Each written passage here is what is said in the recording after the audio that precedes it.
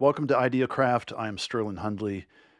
This first video is all about orientation. Between this class and the next class that comes in 3 days, I want you to be as well prepared as you possibly can be. So there's several things. First of all, you're going to need a few tools for this class. Get a sketchbook, get a ballpoint pen, get a pencil. More than that, I'll let you know as we go. There'll be a few specific materials that you might want to try. But as far as ideation and developing concepts, that's really all that you need. And you can take those tools anywhere. So that's the first part, is make sure that you have the right tools. The second thing is your space.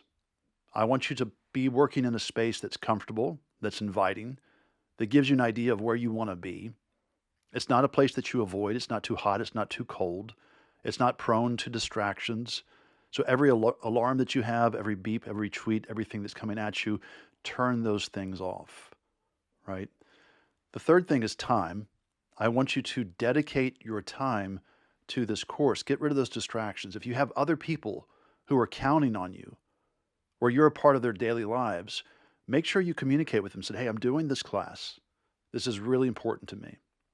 Now, you might not be able to go right in and take that time away from your family, but you can plan to work in the mornings. You can plan to work in the evenings. You can't do both, right? So make sure that you have dedicated that time to this course to get the work done.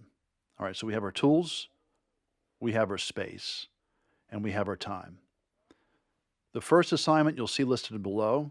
This is a writing assignment. I know this is an art class. It's about drawing and well-designed ideas, but so many things with ideas start with words.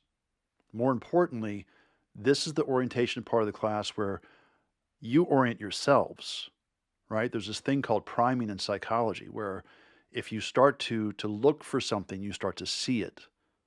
We were looking for a pickup truck to pull a travel trailer and kind of settled on this Ford F-250 pickup truck, and I started seeing them everywhere because we became so fixated on finding one of them, that we saw them everywhere. That was an act of priming.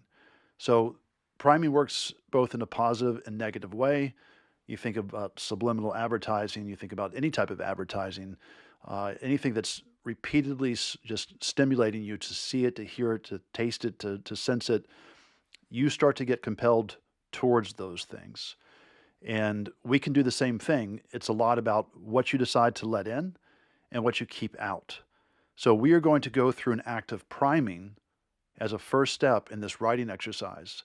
And there's one question that is the primary question that you should be able to answer through this writing exercise. And that question is, what do you want? It sounds simple. It's a really, really hard thing to do. Now, I will tell you this exercise is something I revisit all the time. Anytime that I'm in crisis as an artist, which my wife's like, you going through a midlife crisis? And baby, I'm an artist. I'm in crisis all the time. Most of you are probably the same way. There's always some problem that you're trying to solve, something that you're trying to counter, something that you're trying to accomplish. This exercise is something you can repeat going down the line. I go back to it all the time. So make sure you write this in your sketchbook. Have that dedicated sketchbook, pencil, ballpoint pen. In the back of the sketchbook, I just take my sketchbook and go to the back page, flip it over, and I write from the back to the front. I do that because I don't want anybody reading this particular writing. This should be deeply personal. You should get down to really important information like your genesis of identity. At what point did you first identify as an artist? Where did that come from? Why is that? What are your expectations? You should be able to talk about those things that are your triggers and your motivators that get you excited or get you down about your work. Lay it all out there. And if you're worried about somebody else reading it, then you will govern what you write.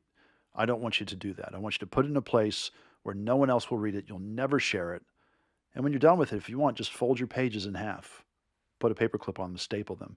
But getting the stuff down on paper, you'll see is a repeating theme for us. We need to get our ideas down on paper. So what do you want? And secondly, what do you need?